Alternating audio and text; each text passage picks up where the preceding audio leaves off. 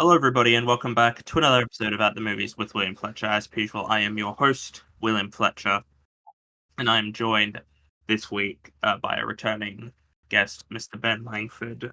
Hello, hello.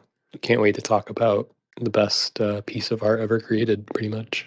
This week, we are going to be talking about Twin Peaks, because it's the show's 35th anniversary this year, and also earlier this year, David Lynch unfortunately passed away. So I think now's a good time to talk about this show, especially as I had not seen it before.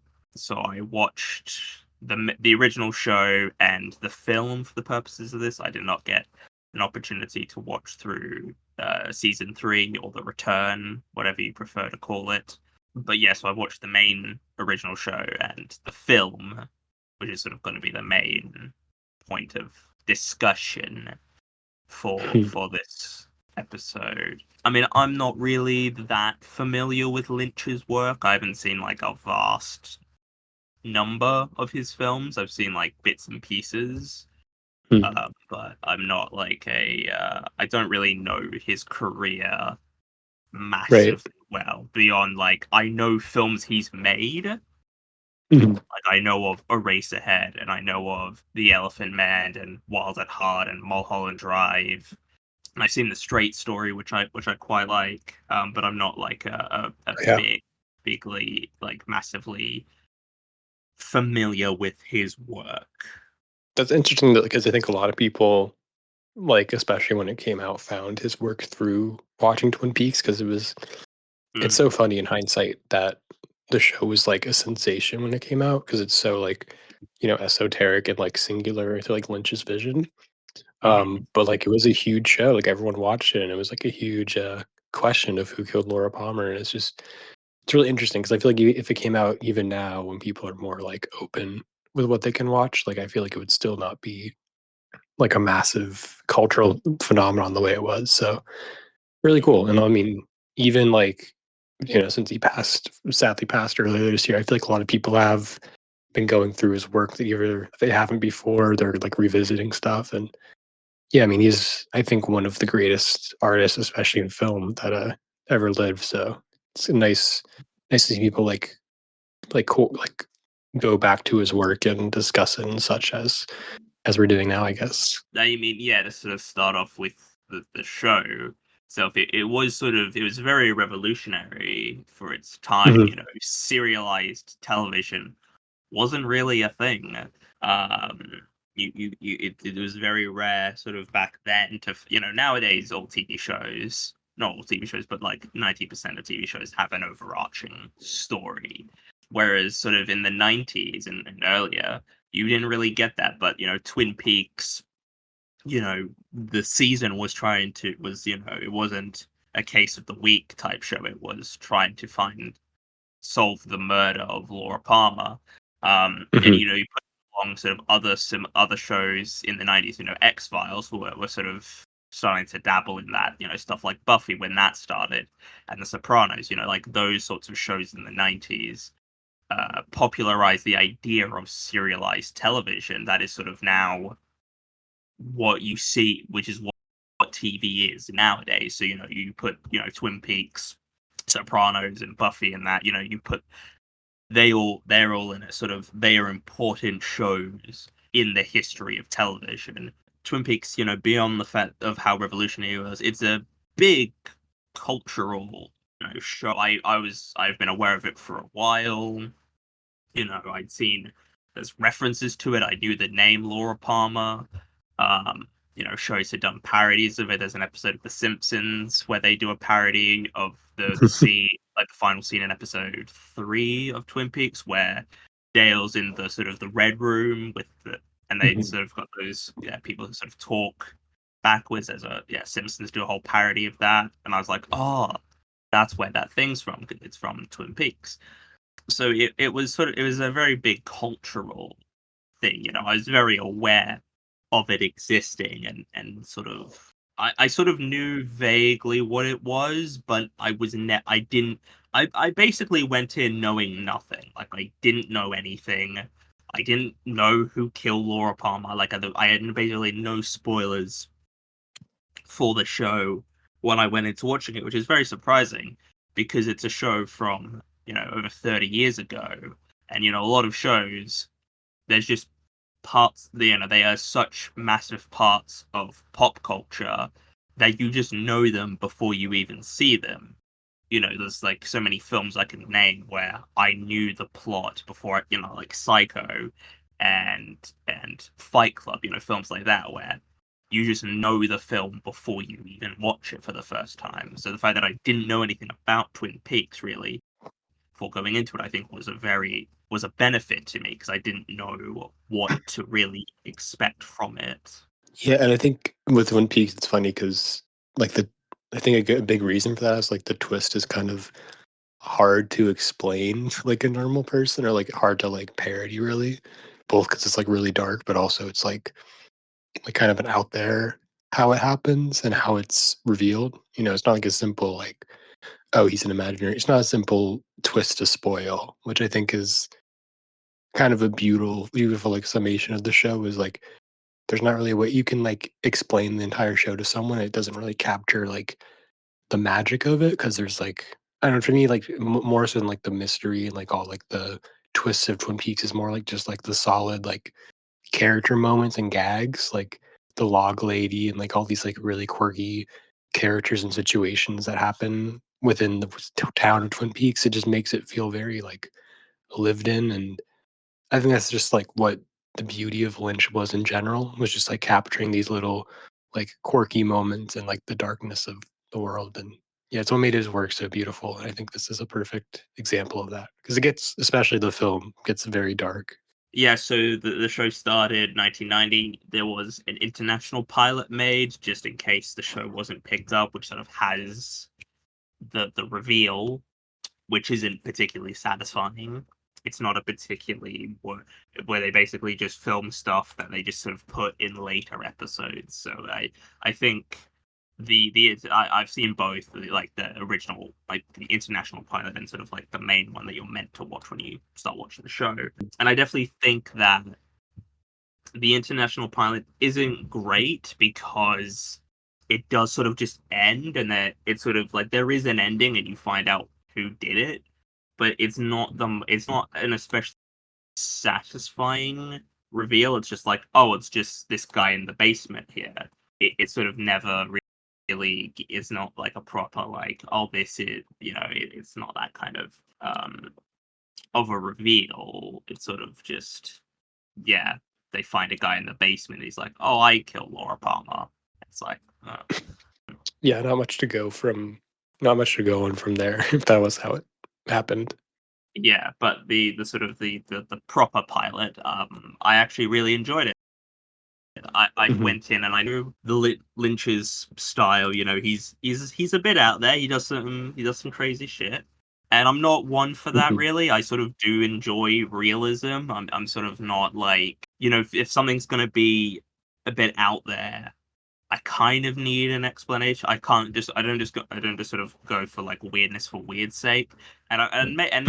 I'm not saying that all of Lynch's work is like that or anything, but I know people who've seen stuff like Eraserhead, and they think they don't like Eraserhead because it's just random things happening. Like they're not a fan of Eraserhead because of it's just sort of a bunch of shit thrown at a wall, and just seeing and just making things up and just putting it all together. There were certain moments while I was watching the show where every now and again I was kind of like, okay, this is taking me a bit out of this, and I know it's sort of a bit of a fantastical world that this show sort of operates in, and sometimes there were moments that were sort of a bit out there that I did quite enjoy, and then there were other ones where I just was like, okay, I don't need this. We can, sort of move past this. But I think on the whole, it does a really good job of, there's a solid narrative running through out it all. And to sort of start with, no, I'm not going to talk about every single episode, but to talk about the pilot, that this episode that Hmm. started it all, I think I think the show in general creates a really quite, yeah, unnerving tone. There were sort of certain moments I had while watching it where I was like quite scared. Like I don't get scared by a lot of things. It's very rare for me to find scary. But there's just certain moments in this show that I was like what I found complete, and the movie really has a lot of those moments, but the show doesn't like pull its punch. There's certain moments. The first one that's immediately sticking to my mind is, I don't remember which episode it is in, but one of the characters, she's sort of seeing this vision and she sees this guy at like the foot of her bed, sort of looking through the Oh yeah. end. But and I don't know, there's something just about that is completely terrifying to me. Just the idea of you just sort Mhm. of look over and there's just this guy, and he's not. He looks a bit mental. He's got long hair. He's got like a very you know not very good facial. It's quite an unnerving image, and I think the show does a really good job of having those moments of sort of horror, I guess you could say. And there's the episode where Leland he's been possessed by. We're gonna get to spoilers, by the way, just Right. so but Leland, when he gets possessed, and there's that scene where I don't remember which episode it was in, but there's that episode where he is possessed and then he like beats that girl to death, and it's like a horrific scene to watch. Like he's like sort of running at the camera, but he's like sort of both like you can see him being possessed by Bob. Like that is a really horrific scene, and there's just these moments where he sort of, there's sort of this tension I felt while watching when his character was on screen, because I'm like, at any moment something can happen. It all feels like right out of a nightmare. Like the worst parts of it feel very like out of this world, but like very real and like visceral, which is like kind of the most effective way to do horrors when it feels like this could happen, but it does feel otherworldly in a really haunting way, which I think especially Fire Walk with Me has that quality. Like I guess we're not gonna get there yet, but the show has a lot of moments like that as well. Yeah, to sort of, yeah, there's a girl, Laura Palmer, she's killed, and then got Carl McLaughlin as Dale Cooper coming to the town of Twin Peaks to investigate this murder, basically. One thing I find interesting about the show is there aren't many characters that I would say I think are like great characters. It's sort of it's because I did quite enjoy watching the show, but there aren't many characters that I'd say are like amazing characters per se. And I don't know if I'd go as far to say that they're bad or anything, but I think, I don't know, something about the show to me just sort of felt like, to me, I wasn't watching for the characters. Wasn't really about them. It was sort of just the mystery and, solving this and figuring out, what happened and who did what and how did we get to here. So that's sort of where I was coming to the show from. Dale Cooper is like definitely the most well, at least in the series, is like the most realized character, and a lot of them are like you view them through his perspective. Like, Hmm. so most of them aren't the most like fleshed out. Really, they're just kind of like these. Like some of them are just straight up bits. Like they don't really get any fleshed out. They're just kind of like gags. Which I mean, I enjoy all of them for sure. But like, other than Dale, you don't really get to know. Well, I guess it's unfair, but like to a really like Dale, you know the most. You know the most about Dale by the time the series itself ends, and I think Dale Cooper is like maybe my favorite character in all of fiction, or like top three at least. I don't know. He's just so charming and like fun, and also just like a really just great like protagonist and like entry point to the story in the town of Twin Peaks. That I just love him so much. He's so, and just Kyle MacLachlan in general is a very delightful person. Yeah, he's definitely the character that, yeah, I liked the most. And he's sort of the only major character that I thought was like really great. I sort of liked other sort of incidental characters. Like there's the dwarf he speaks to in the red room. I thought was very an interesting character. I think there's a lot of really great sort of moments because it's a very sort of the show can be very abstract, and it's not something that it's a very dense show.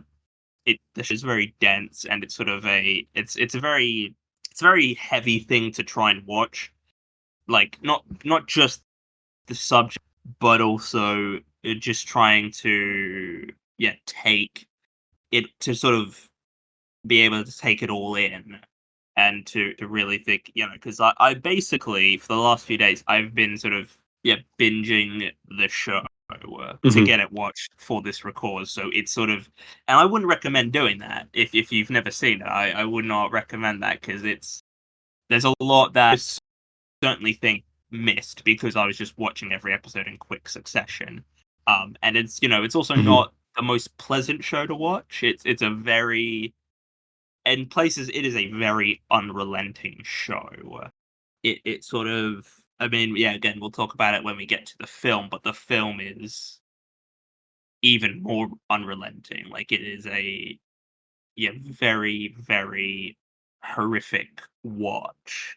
And sort of what this show does is it sort of a lot of the time it doesn't really show you that we sort of learn about more about Laura Palmer sort of across the show and parts of her life, but we never see any of it. It's just sort of more we're given information as to what happened, how her dad was treating her, which is, obviously very horrific. The show does do a good job of being quite dark, but it never crosses a line and goes over into an area of being perhaps, I don't know if exploitative is the word I would use, but it's sort of It's never it's distasteful for it's sure. not like torture porn or anything Yeah. like that. It's sort of it goes dark within reason to like the point that it needs to go to. Mhm. And just to sort of, in terms of the film, I think the film does cross that line a bit. But I think the show on the whole it keeps it dark, but it also is surprisingly funny, which I wasn't expecting. Very There was one moment in the first episode that I thought was really funny, and I don't even know why. It's probably just because it caught me off guard. But it's in the pilot episode, and they're at the school, and like the bell rings, and they're all putting all their stuff in like their lockers. And there's just this guy in the background. He like closes his locker, and then he just dances out of frame. And I don't know why, but that I thought yeah. that was really really funny, and I was laughing for a good couple minutes because I just didn't expect that. And I had to like pause the Right. show because I don't even know because it's not that it's not like a clever joke or anything. It's just a guy Mhm. dancing out of frame. It just It's comes very from Lynch. nowhere. And I Yeah. think the question is, I guess, sort of in some places, it's like, is this funny on purpose? There was parts of me that being like, is this purposely being funny, or is this like? And I think for the most part, the stuff I did find funny was purposely being was like on purpose. It wasn't just Yeah. that it was bad filmmaking or anything. It was like crafted with like jokes. It was like being funny on purpose. There's definitely some, like, 90s cheese that feels inevitable from a show from this time, even, like, a Lynch directed or Lynch, like, made show, but I think that most of the, like, avant-garde humor, I guess, like, just like the moment you mentioned or, like, moments where they just start, like, randomly, like, dancing or, like, people start, Mm. like, yelling funny voice, like, most of that's just very, like, classic Lynch, where it's just kind of an unnerving funny, where it's, like, what it like, kind of just random humor, which usually is not my favorite, but for some reason, with Lynch, it really works for me. Also, one thing that we should mention about the show is the theme. A lovely piece of music. I'll say it's just such a Yes. simple piece. It's a great piece. It creates this mood. And yeah, I think just that main theme is a really solid piece of music because it's very minimalist. It's not a big in your face piece of music. Yeah, I know, when Angelo was recording Laura Palmer's theme, which I think is probably the best piece of music from the show, he did it, like, once in front of Lynch, like, just, like, kind of riffing or, like, kind of, like, freestyling it, and Mm, Lynch told him not to change a single note, so there is kind of that feeling of, like, I don't know the word to describe it, but kind of like a loose feeling to the music that makes it mm. even more powerful. Like it just doesn't. It feels very like free, which I mean, I think especially with the Laura Palmer theme is kind of thematically resonant, where it kind of is this freeing, like flowing feeling that really. It's really hard to fully describe the beauty of it, but it's a beautiful score, and Angelo definitely had like a space in film composition that hasn't really been filled since. Like there really was not really a composer that made music the way he did, and it's definitely will be missed alongside Lynch. Yeah, just sort of the music in because they play sort of that main theme like it's sort of one of not like all the time, but it's weird because I remember when I was watching Succession, it just felt like they were playing sort of the same few pieces over and over again when I was like watching that. I think it's sort of a bit similar here, but I think they work pretty well here. I think sort of having because they're sort of all sort of very minimalist, sort of piano based compositions. And I think that yeah, just creates this sort of dread's not the word I would use. Something just about pianos that evokes like a certain mood of like it's quite I tragic. think dread's a good word for it. I think There's there's a like a dreadful quality to some of it. Yeah. and there's just a tragedy to the whole show. And because this teenage girl has been murdered, which is obviously terrible, but I think the show does a good job of sort of it sort of shows that this is a terrible thing, but it really makes you feel it, if that, like, that makes sense, in the sense of like I can sometimes watch something that's about oh, there was this horrible murder that took place, but I don't feel I don't want to say I don't feel bad. It's just the weight of that is not felt. Hmm. I think the show does a good job of making the weight of Laura Palmer's death feel big. That it brings the weight that is necessary. I mean, just like the way everyone talks about Laura, you feel this like massive hole in the town once Cooper gets there. Like you can already feel there's something missing, and it really just like it's perfectly captured from just the first episode, like who she was without ever showing her until later on. You know so much about her character just from the way other people talk about her and all like the contradictions and like it's just a really great way of portraying that loss that everyone feels. Even like Cooper, like he gets emotionally invested in this girl he never met, and yeah, it's really beautifully Mhm. done. Which I feel like that's like the word that I use most when describing Twin Peaks. There's just something really like melancholic and beautiful about all of it, in its own perfect, unique way. I personally, I preferred season 2 over season 1, which I don't think is Oh wow, okay. a commonly held opinion. I will Mhm. concede season 2 is a bit long. It's a bit bloated.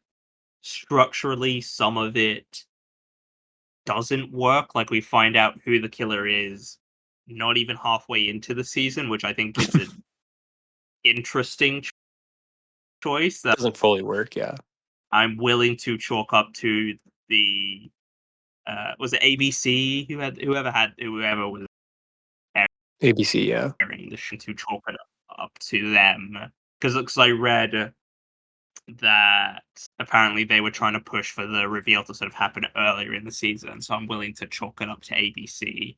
not knowing what the fuck they're doing. There's a lot of rumors about the of season 2 collapse, I guess you could say, but I still Yeah, enjoy all of season 2. yeah, very. It is bloated. I definitely didn't feel like every episode. I didn't need every episode, but I think the episodes in season anything seasons, and I sort of prefer higher highs to sort of a consistent. Like I prefer consist like high highs, and there's better Yeah, no, for episodes in sure. season 2 than what season 1 has. It's also kind of unfair to compare because season 1 is only 8 episodes and season 2 is 22. You know, it's hard to Mhm. compare the two seasons properly. For sort of that few episode run where Leland is sort of going a bit insane, and being a bit of a mental case. I think that sort of few episodes is really that's a really solid stretch of episodes.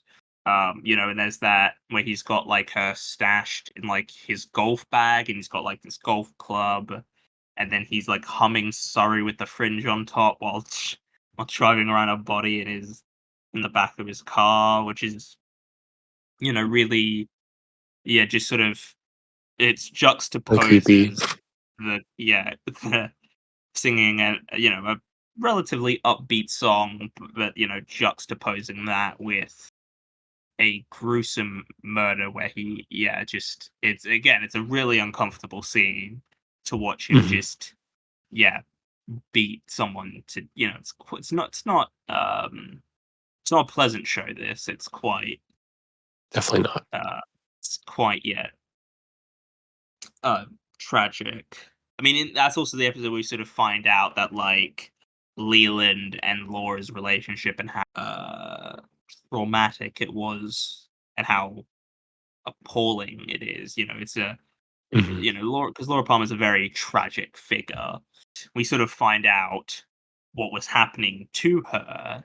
I think the guy who plays Leland, whose name is escaping me at the moment, Ray Wise, I think Mhm. his performance, I think he's giving a great performance in that role. I think he plays the sort of the creepiness really well. He plays he's genuinely quite unnerving in places, which is what he needs to be.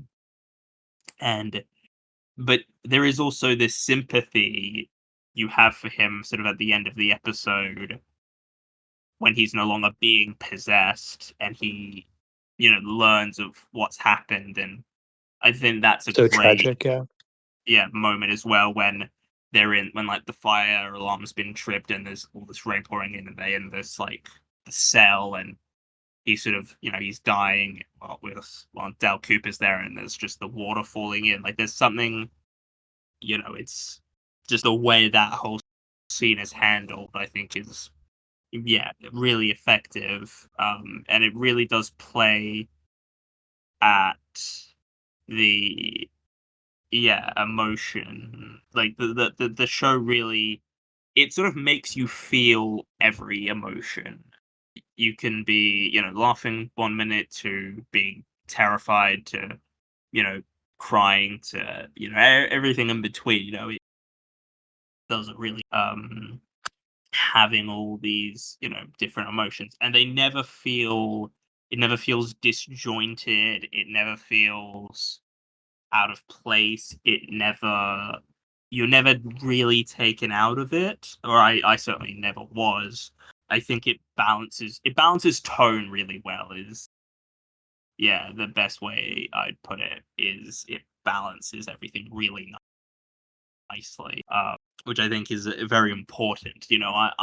I'm okay with shows sort of being a mix of genres. I think it's just a case of balancing the tone and balancing everything that matters. I'm fine with having something that's inherently quite tragic that can also being funny. It's just a way to balance both tones without either feeling sort of disjointed from the other. Yeah, I mean, it's definitely a very, there's never like a whiplash to it. It always feels very, I don't know, it's strange because it's like it's just a really like great like work of a maestro because there's like with another director it could feel very tonally just janky and like misguided, but it just is like this, it feels like it's like a window into another world basically where like things work differently. So it all works very well in this alternate reality that Twin Peaks and most Lynch work takes place in. But I adore it. What is it? What else? Like, what about it makes it that we haven't mentioned already that you sort of would put it up on that pedestal as like greatest of all time? I think a lot of it is what how it's brought home in Firewalk with Me and The Return. So I can only speak like half to that question because I don't want to Okay. obviously ruin anything because I feel like it works. Because yeah, it's TV is weird because like there's a large chunk of season two that I don't think is like great, but it's still my favorite show. So it's like hard to just kind of more of like an overall takeaway, I guess, than like and if like I would give it a 10 out of 10 even though it's not perfect, which is a weird it's weird. It's weird how you can like rate TV, I guess. But like Mhm. BoJack Horseman's another one where like I don't love season one, but it's still like one of my favorite shows. It's really just it's strange, but yeah, I think when we get to, I mean, I don't know if you have anything else you want to say about the series, but the series first season is really great and it's just like a great world in the first two seasons. It's just really a captivating like little town of characters and the mystery is really good. And that's all. Like I enjoyed it and I was really into it. And then Firewalk with Me, when I watched that, it just really like emotionally like struck me. Obviously, for it's a pretty Mhm. devastating watch, but also I don't know. There's just something really beautiful and human about how Lynch explores Laura Palmer's character. Explores Laura Palmer's character that I don't know. It just hasn't ever left my mind. I rewatched it in theaters last month, and it's just really like hard to go on with your day after that, and both because it's like really tragic, but also it's just like such a perfect film. I don't know, like just the way it that ending with like the angel and just the music again, like it's just a really it's a very like emotionally intelligent and empathetic series that I don't know, I just don't find as much content like it as well, which I think is a big reason it's so special. Is like there are other shows that try to like do a similar thing to Twin Peaks, either stylistically or like thematically, but I just don't think any have captured such unique feeling like Twin Peaks has. That's why it's very special. Yeah, I will say because season two ends, but it's not really an ending because the show was cancelled. Yeah. So it's not fair to judge it on that because the end of season two wasn't intended to be the ending. I don't and I do quite like the final episode of season two. I think it's a really solid episode.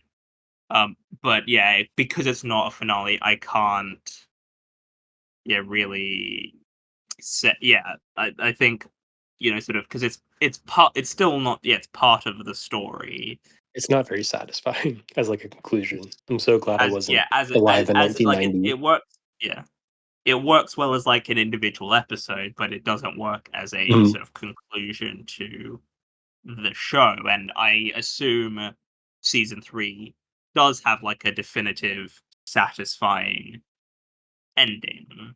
Yes. Oh, sorry. I think it's season 2. Season 3. Yes, No, I would. season three.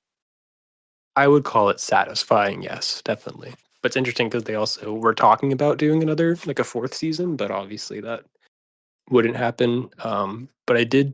I don't know. I think season 3 is a pretty perfect way to end it as is. Mm.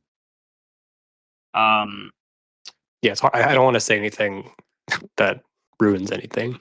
yeah. I don't know anything about like I really don't know anything about season three, Mhm. which is just good. That's how you should watch Yeah, definitely. and experience most things. Is don't know anything. To move on to I thought do you want to put a rating on the show before we talk about the film? Yeah, again, a TV is hard thing to rate because it's like each individual episodes and like it's my favorite show. So I guess in theory I would give it a 10 out of 10. But if I were to rate like season two, I guess I'd rate it like an 8 as a whole, but there are like 10 out of 10 episodes. But I would say like the worst season 2 gets is like a 6 for me. Like it never is like bad. It's just sometimes less interesting. What about you though? I'm curious. I mean, I'd give it a solid 8.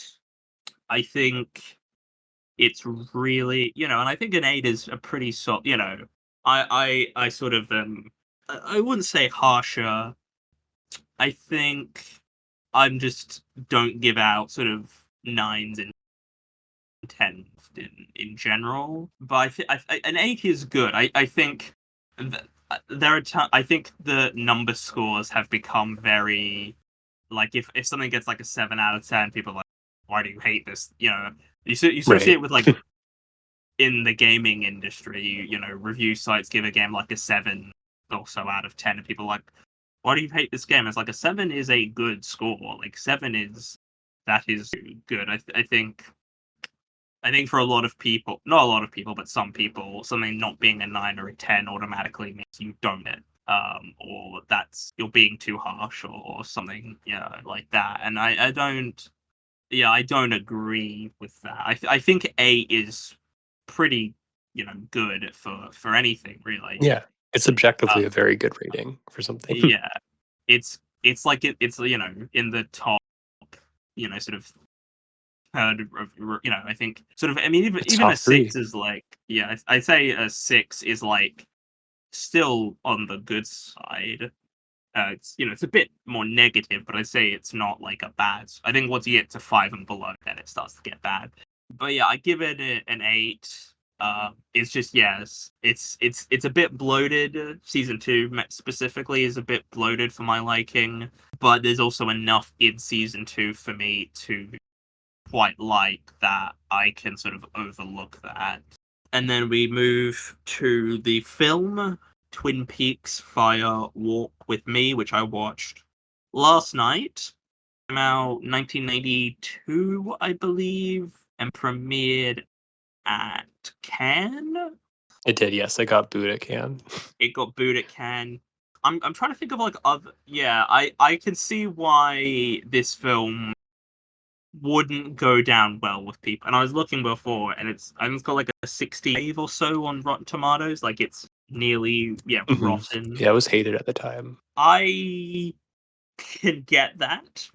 I can get why someone would watch that and say, "No, I don't like that." I think there are issues I have with it, definitely. And I can see how those issues can be enough for someone to not like the film. I can get why someone would be, unable to watch it as well, which obviously I think those are 2 different things, but, like, I Yeah, could definitely see this being something where someone would just not feel comfortable watching because of just how bleak it gets, like, it gets yeah. really, There really bleak. were, yeah. I mean, I don't know if you read the review I posted on I Letterboxd on it, or if didn't. okay. I think I Um, subconsciously wanted to wait to hear your thoughts here. I think I yeah, saw it was yeah, a 4 out of 5, right? yeah. I Okay. liked the film. I think the film. I really, really liked it. I think I prefer it to personally. Mhm. But Same. to get my negatives out of the way now, since I guess we're talking about them, the film is it's very unrelenting, which isn't necessarily a bad thing. I can enjoy not enjoy a film, but I can, think a film's great if it is. Yeah, to touch on my issues I have with the film just Mhm. quickly. Yeah, I think there are certain, yes, scenes that they go on a bit to, like, uh, editing. I think some of there's like a sequence where it's like Laura Palmer and her mate. They're at this like club or whatever, and it's like a 10-minute sequence of them like dancing, and but there's like sex as well. It's like a sequence that I was kind of just like, okay, I kind of got Mhm. the point after a couple minutes. I don't know if I needed however many minutes there was, like, but it's more of a pacing thing for me than anything. I'm sort of, Sure. I've been told before that I'm sort of, the way I look at films as in a very functional way, Mhm. in the sense of, if I kind of feel like I need every scene to be there for a reason, and I kind of need it to be, it doesn't have to necessarily be continuing the plot, but if it's, exploring the themes of the film, the characters or something, I can usually go with that. But yeah, that scene I just felt like it goes on a bit for me, Mhm. and the film is also very, very. There's a lot in this film that it's like, okay, be as I'm gonna try this because it's gonna be very hard things we're talking about. So I'm gonna be as delicate as I possibly can be. I think the use of abuse and rape, it needs. I think on the whole, this film. I was trying to figure out the most it's delicate It's a way to hard say that. topic for sure and it's Yeah, also especially to tackle in a film. I've seen some films that handle that element terribly. Mhm. Oh, yeah, Uh, definitely.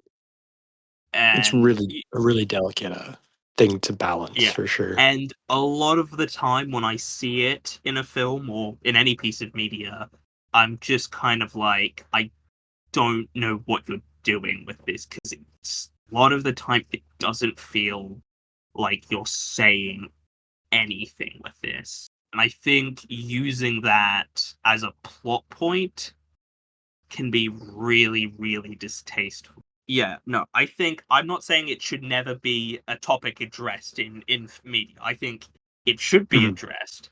It should be something to tackle, to talk about.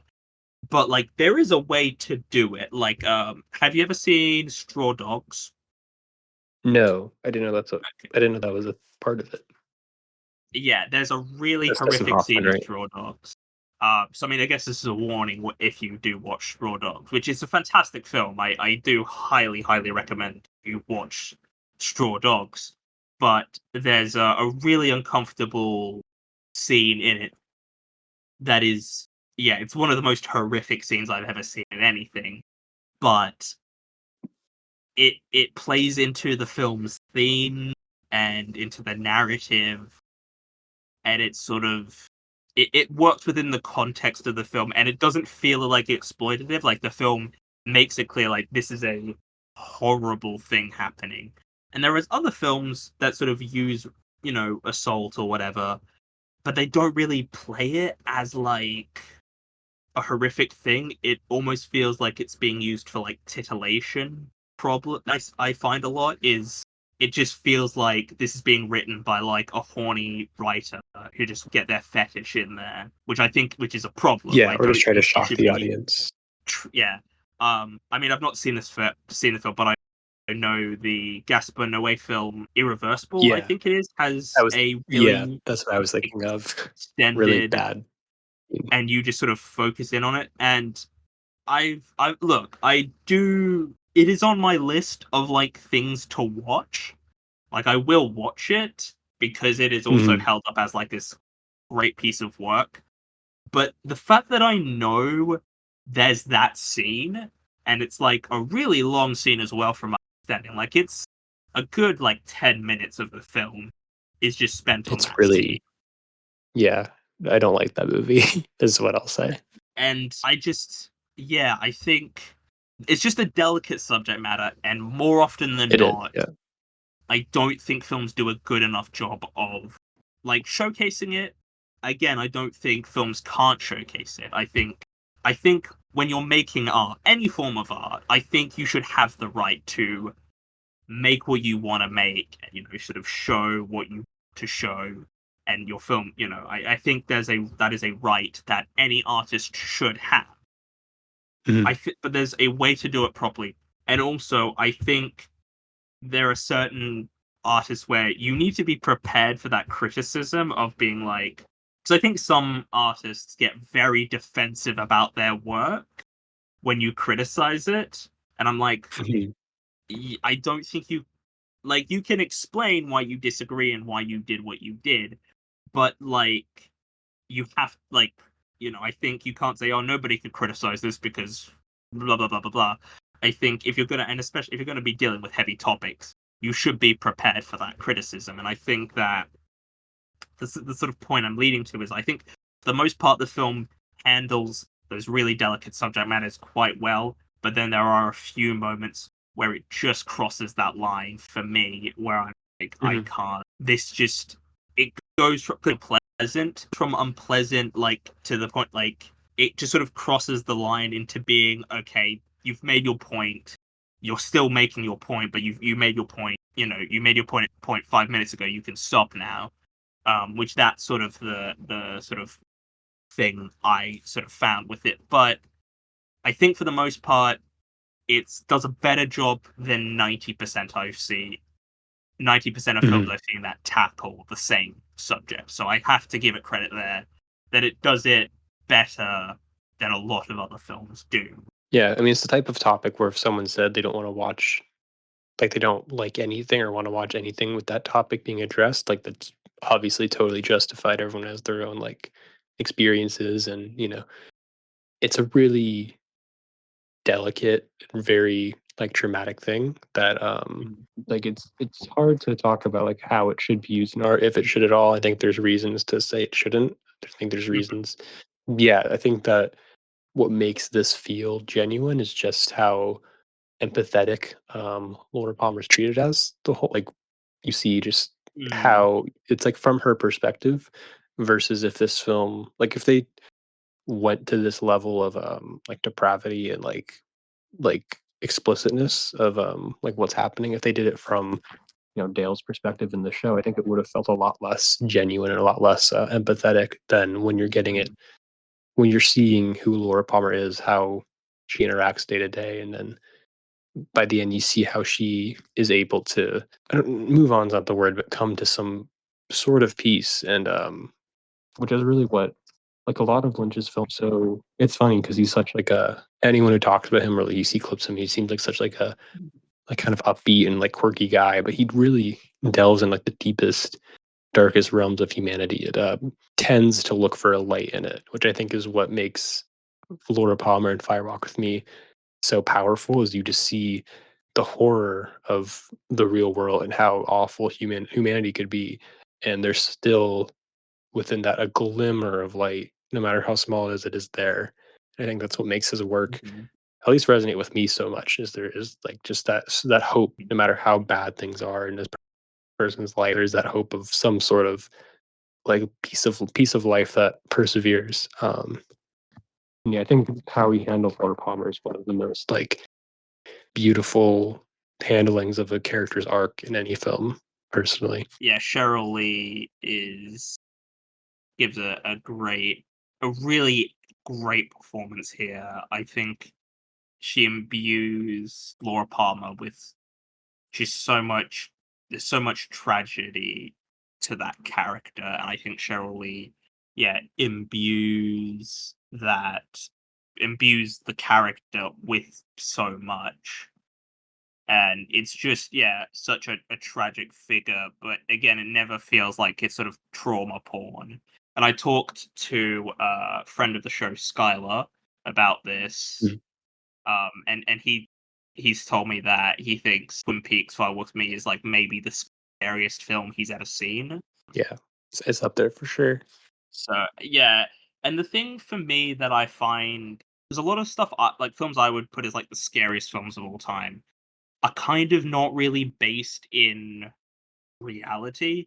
Like something like Yeah, Invasion of the Body that's the thing. Snatchers is one of the scariest films I've ever seen in my life. I think that is a like something about Invasion of the Body Snatchers, the 1978 version specifically, is really quite terrifying to me. Even though that kind of thing can never really happen, cannot happen in real life. But I think what makes it scary is like elements of that could have this idea of everyone's against you. But in terms of like the content of the film, it's not going to happen. Same with The Thing, which I think is a really effectively scary film. But Twin Peaks Fire Walk with Me, a lot of it is for real. A lot of it can happen. There's sort of a more not fantastic, I guess. It's not all of it's based in reality, but like there's a lot in here that is based in real life of things that can actually happen, and that is scary. The Yeah. idea of what let me just find my review actually so I can quote what I said.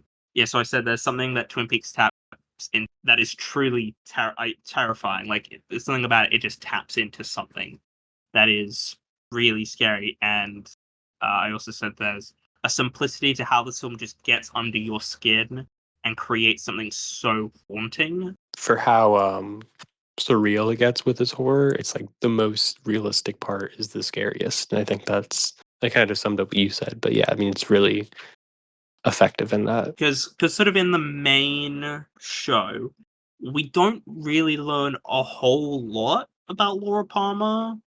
Like in the grand scheme of things, she's sort of there isn't as much character to her, or I certainly didn't feel like there was a massive amount to Mhm.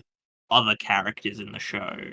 But I think this film sort Yeah, of she's kind of just a retroactively, summation. I think the film make the show better. I think it does a lot to sort of does a really good job of, which I think is what a prequel should do. It should improve. It should make the show or the movie or whatever. Like how Better Call retroactively makes Breaking Bad even better, just because of what it does. Mhm. And I also think that to sort of talk about sort of a more technical side of the show, the film rather. Obviously, the music is really great as it is in the show. I think there's some really great, pieces of music. There's some really great moment cinematography wise. Like there's just some really great just shots. Like the you could frame and be like, this is a Mm. painting. It's especially I mean, I think the best visually in any of Twin Peaks is the Red Room stuff, and the shots. The last scene of Mm. Firewalk for me is probably the most striking of all of it. And we didn't even really Mm-hmm. talk. I mean, obviously, the Laura Palmer stuff is the most well done and effective. But the first like 20 minutes when it's like the fake Dale Cooper, and then I love that stuff too. It's very fun and just like the alternate universe Twin Mm. Peaks, basically. To give this extra point is David Bowie turns up, which is just Yeah, Philip he's one of Jeffries. the greatest, one of the greatest creative minds ever to exist. Like not just musicians, just creatives in general. And also David Lynch cameo also is in the show. Yeah, which also I actually think David Lynch is actually a pretty solid actor.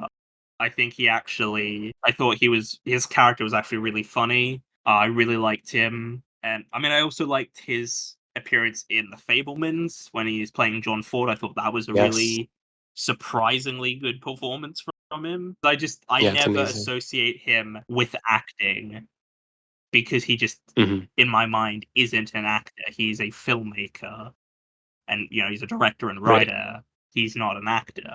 Yeah, I think he it works really well. There's that scene in there's the diner scene Oh, where he, amazing.